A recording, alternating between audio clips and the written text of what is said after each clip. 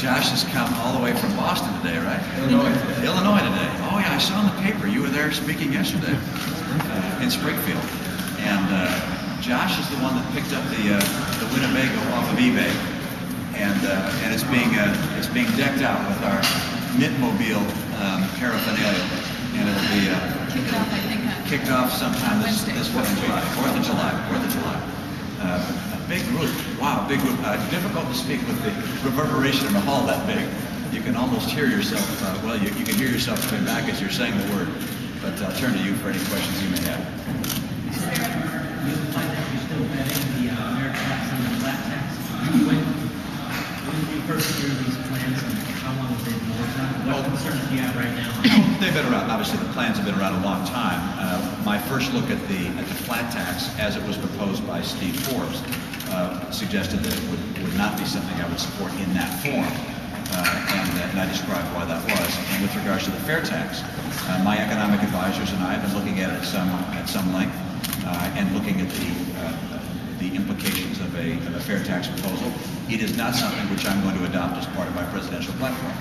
My presidential platform is, as I described, keeping the Bush tax cuts in place and putting in place a savings plan for middle-income Americans that has a zero tax rate on interest, dividends, and capital gains. And that's the posture that I'll have. Yes.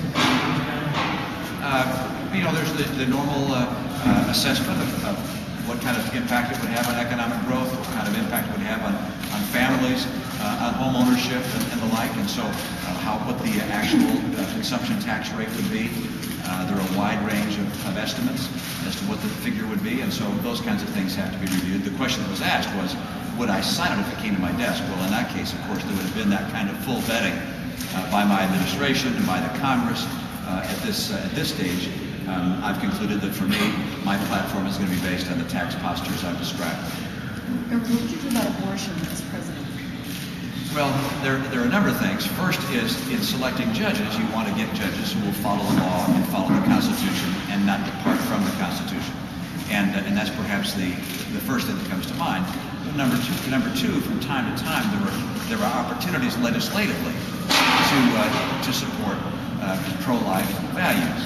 And so most recently, that was the issue of partial birth abortion. I have opposed partial birth abortion, and I'm pleased that legislative action was able to take place that prohibited partial birth abortion. Those kinds of measures can be taken from time to time. I likewise think, for instance, with regards to the creation of new life, new embryos, that it's important for us to focus on those measures that respect the dignity of human life.